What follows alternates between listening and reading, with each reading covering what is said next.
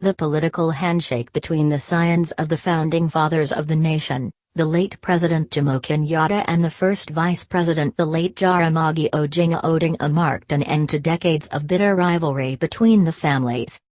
If anything, it evoked the sweet memories and experiences Kenyatta and Jaramogi enjoyed before and after the former release from detention and subsequent independence. Despite the fallout, the two leaders, the close family's tie remained close-knit and was jealously guarded by the leaders and their scions. On the political platform, Odinga and Kenyatta went different paths and the feud was to be inherited by their sons, namely Raila and Uhuru. The two became bitter political rivals but maintained a close relationship and often referred to each other as Big Bro and Small Bro.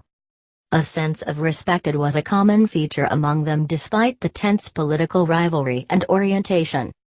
The handshake at Harambee House marked a new journey that reconciled the two families on the political front and subsequently thawed the melting tension between the Gikuyu and Luo communities. What is really happening?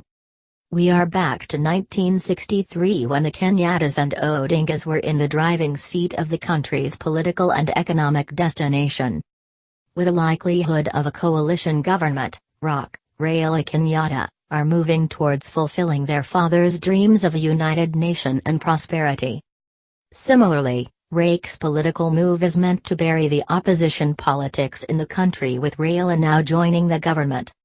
This implies that the Luo community, that have been the fulcrum of the county's opposition, might find it difficult to rejoin the opposition politics but enjoy the strapping of power.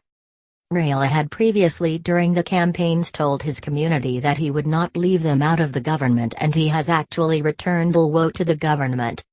Co-principals. Wiper leader Kalonzo Musyoka political fortune seems to be dwindling day by day, with Governors Charity Ngilu, Kitui, and Kivuta Kibwana, Makueni, becoming more visible. His unpredictability could have been his Waterloo, and with the new political trends, he cannot brag to hold sway of Kamba votes. Day by day, the path becomes slippery for Kalonzo, and it will take a miracle to salvage his political ambition of presidency. However, he will benefit from the ROC's new political arrangement but from an inferior position. Mudavadi. Indecisiveness has been his main undoing. But he stands not to lose to so much clout in the game. He is a constant in arithmetic. He is needed in the game as a catalyzer and may fit in the emerging power game. Wetangula. The Ford Kenya leader could be counting his days in the emerging political arrangements. He doesn't have total control of Bungoma County politics and may be shadowed by the emergence of youthful ODM Secretary General Wakili Sifuna.